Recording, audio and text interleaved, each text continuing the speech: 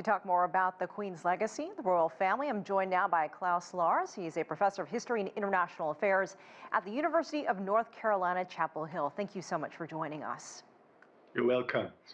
Lars, Mr. Lars, we've heard from King Charles III for the first time since the Queen's death. I'd like to get your reaction to his pledge of service and continuity, because Britain certainly looks a lot different now than when his mother became the monarch. So what will he need to do to continue and then to modernize this institution? Yeah, he will have to embark on some reforms. He didn't give too much away. He just wanted to impress everyone by saying that he wants to continue the lifelong service of his mother.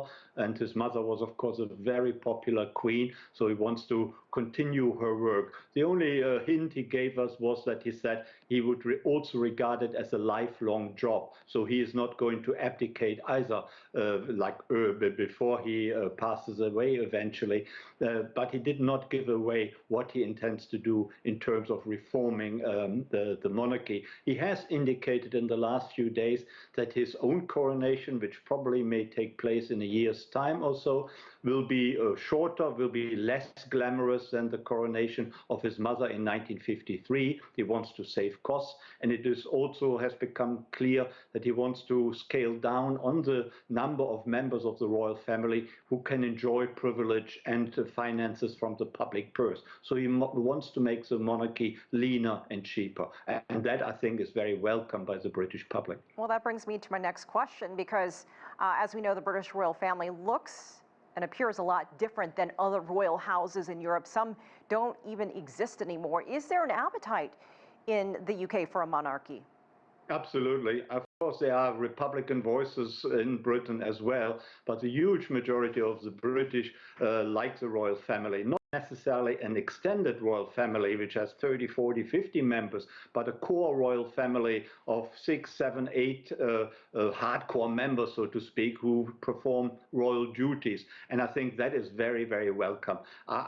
Everyone agrees, or almost everyone agrees, that the Queen and the monarchy has given the country a lot of stability in very tumultuous times. When you think back about British history from 1945 to the present, these were tumultuous years. It was really the decline, as we would say today, from superpower status to a regional European power. That sort of transition would be difficult for any country, and it was very, very difficult for Britain, particularly after having won the Second World War. And to manage that transition in a peaceful and constructive way, that had a lot to do with the existence of Queen Elizabeth II and her factor of stability and the security she gave the nation. And I think people appreciate that, and they want to keep on and hang on to the monarchy. Of course, it also now depends on how Charles III will perform his rule. He wasn't particularly popular in the past. There were quite a few scandals surrounding him.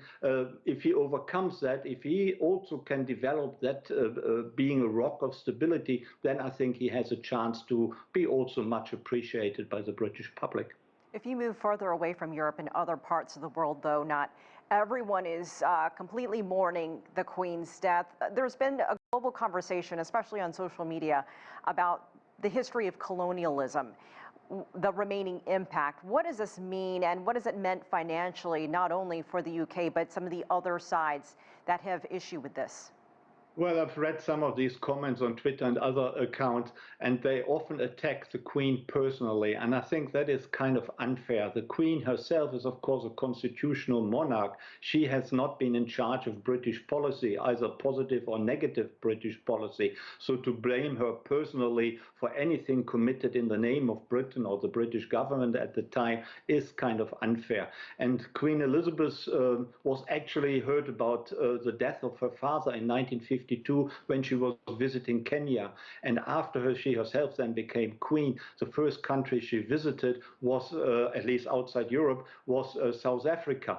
And she has, if I remember correctly, she has visited over 20 African countries during her reign. So she made a deliberate attempt to integrate the former colonies into the British Commonwealth and to engage and not to, hark back on bad relations of the past. So I think she herself has tried to play a very benign role. But of course, colonialism as very controversial, one has to say that the British perhaps managed to decolonization better than many other countries. But of course, there were lots of victims, lots of poverty, lots of unfairnesses were created while Britain was a superpower with a huge colonial empire. And I can understand the bitterness which now comes to the front again, but I don't think it's fair to blame the Queen personally. All right, Professor Klaus Larres, thank you so much for joining us from Chapel Hill, North Carolina.